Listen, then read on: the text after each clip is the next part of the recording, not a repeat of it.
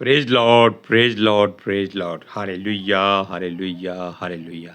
सबको जय मसीह की। परमेश्वर, हमारा परमेश्वर जो सबका परमेश्वर है, वो ही हमारा छुड़ाने वाला है और उसी के बिना हम किसी और वजह से, बुराई से नहीं बच सकते। Hallelujah, praise Lord. अब हम सब मिलकर भाई बहन प्रार्थना करते हैं। हे पिता परमेश्वर, खुदावंद खुदा, धरती आकाश के बनाने वाले, स्वर्ग के राजा, आसमानी पिता, रूहानी पिता, अनुग्रही पिता, समर्थी पिता, दयालु पिता, जलाली पिता, करुणामय पिता परमेश्वर, विलंब से क्रोध करने वाले, दुख देकर पछताने हारे मेरे प्रभु, तू हमारा मुक्तिदाता, हमारा उद्धार करता है। तेरे बिना हमारा कोई जोर नहीं, कोई ठिकाना नहीं, कोई छुड़ाने वाला नहीं। हे प्रभु, हम आपका धन्यवाद करते हैं। हर रोज़ की तरह जो आपने वचन दिया, अब प्रचार करना है। हम पितर आत्मा जी से विनती करते हैं कि वो आए और हमारे मुख से बोलकर वचनों को लोगों के हृदयों में बीज बनाकर बोए दें, ताकि लोग परमेश्वर की सच्चाई को जानें और सच्चाई उनको आज़ाद करे। मेरी विनती जीसस के समर्थी, जलाली, कदूस, जीवित पुत्र और समर्थी नाम में मांगते हैं। सुनो और कबूल करो। आमीन। हालेलुया। हम सबसे पहले एक बात की क्षमा मांगते हैं कि हमने एक वचन में थोड़ी सी कोताही की थी। कोताही का मतलब है कि हमारे पंखे की आवाज़ बहुत ज़्यादा थी और उस वचन में थोड़ी रुकावट आती रही, यानी कि थोड़ा समझ नहीं आया। लेकिन हम फिर भी धन्यवाद करते हैं कि हमें लोगों ने ये कुछ ज़्यादा इल्ज़ाम नहीं दिया। हम उनका धन्यवाद करते हैं, क्योंकि प्रभु यीशु के नाम से वो सारे आशीष पाएँ, बरकत पाएँ, समर्थ बल शक्ति पाएँ। क्योंकि जो परमेश्वर का वचन है वो एक तंग रास्ता है, संकरा मार्ग है। इसलिए अगर सुनने में रुकावट आती है तो आप प्रभु से विनती करें, वो आपको हमारे द्वारा जो पितर आत्मा जी ने हमारे मुख से बोला है वो सही सही समझने में सहायता करेगा। हालेलुया। आज हम आपको वचन के बारे में बताते हैं।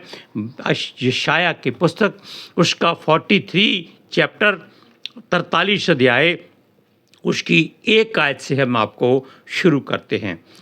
Hallelujah, praise Lord. सुनिए, तो उसका पहला वचन है, हे इज़राइल तेरा रचने वाला और हे याकूब तेरा सृजनहार यहोवा अब यूँ कहता है, मत डर, क्योंकि मैंने तुझे छुड़ा लिया है।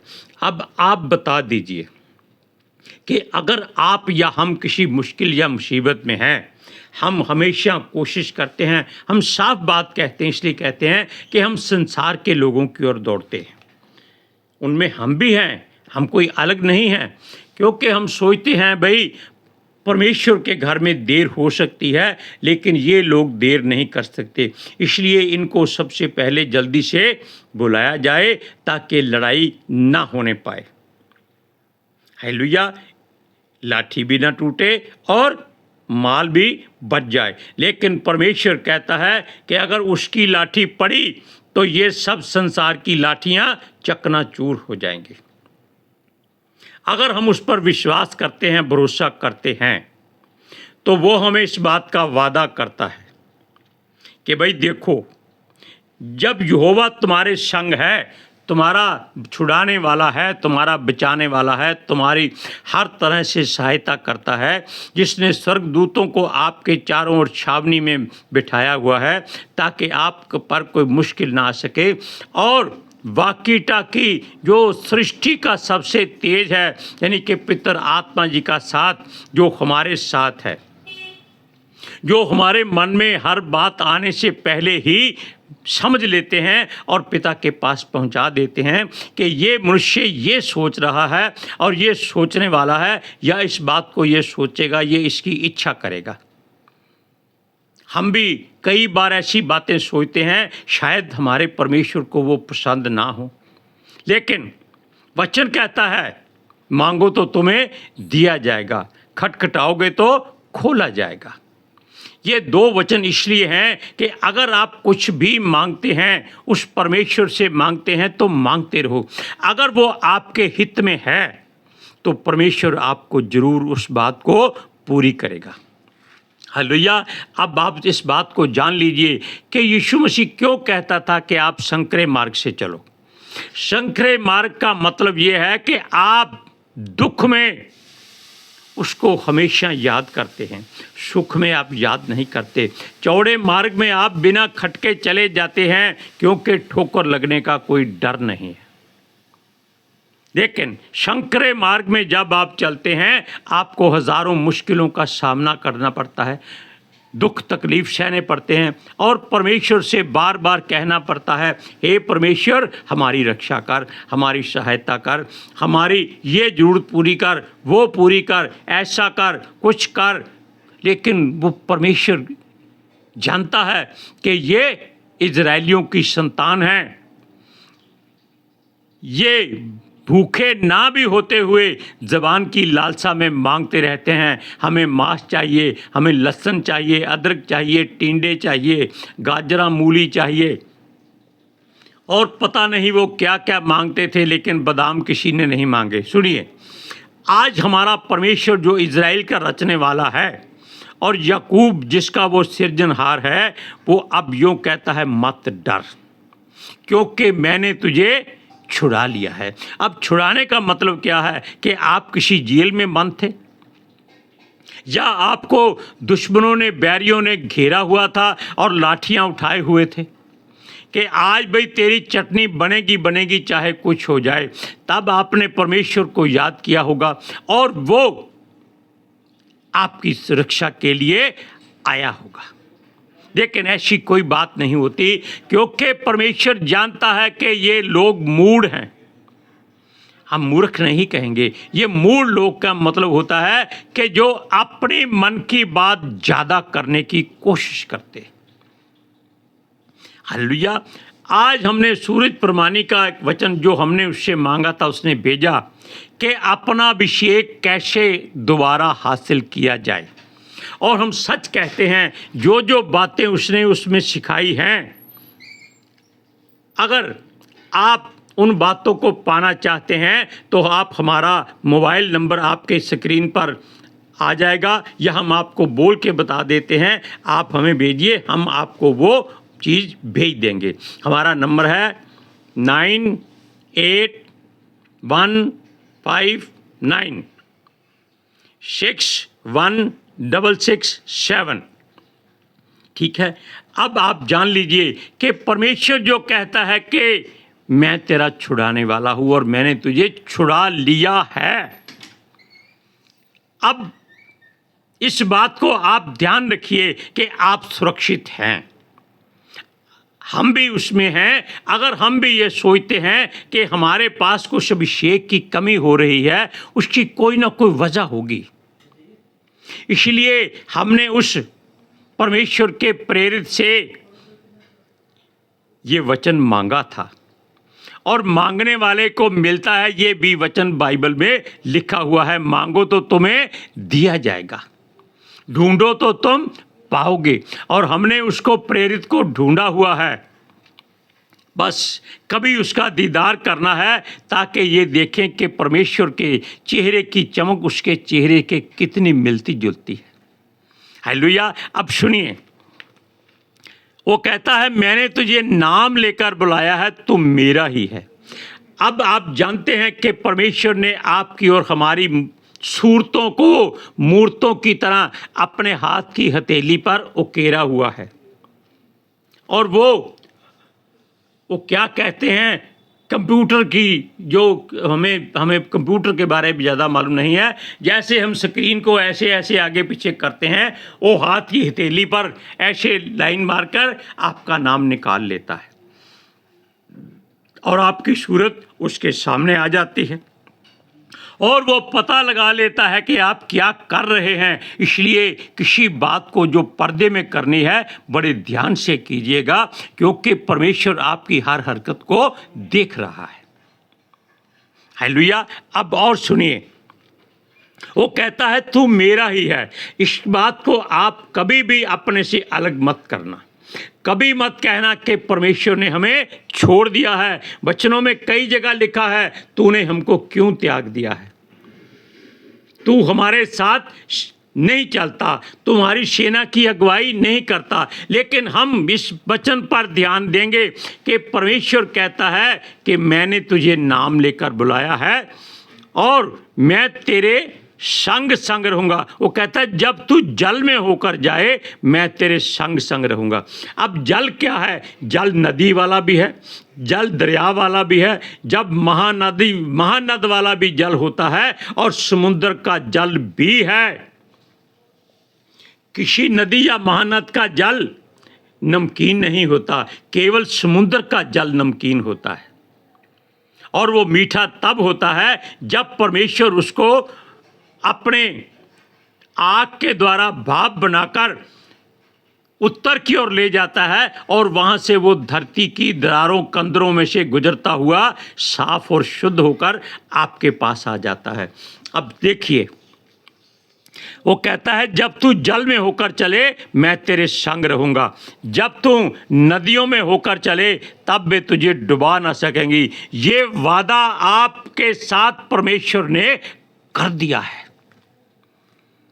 लेकिन आप ऐसी कोशिश मत करना, उसकी परीक्षा मत करना कि अगर आप जाएं, नदी सामने हो, आप कूद जाएं। भाई हमारा परमेश्वर ने वादा किया है वो हमें डुबा नहीं सकेंगी। लेकिन इतना याद रखना, ऐसी मूर्खता में परमेश्वर साथ नहीं देता। आपको वहाँ पर पानी में डुबो डुबो के अकल देगा लेकिन मरने नहीं देगा। इस बात का हम वादा करते हैं, दावा करते हैं। क्यों? उसने लिखा है तू जल में होकर जाए मैं तेरे संग संग रहूँगा, जब तू नदियों में होकर जाए तब वे तुझे डुबा ना सकेंगी। यानी कि आप वहाँ मरेंगे नहीं, लेकिन थोड़ी देर के लिए हौसला छोड़ देंगे। हाँ परमेश्वर मैंने गलती की है। लेकिन इसके साथ वो और एक बहुत बड़ा वादा करता है, बहुत बड़ा वादा करता है जो संसार की कोई ईश्वरीय देन नहीं है। वो केवल सृष्टि के कर्ता की एक जुबान से निकला हुआ ऐसा वचन है कि अगर आपके हृदय में तोप का गोला घुस जाए तो आपका क्या कुछ बचेगा? नहीं। लेकिन हम दावा करते हैं कि अगर परमेश्वर चाहे वो सुई बनकर भी आपको नहीं छू सकेगा। क्यों? वो अगली लाइन में लिखता है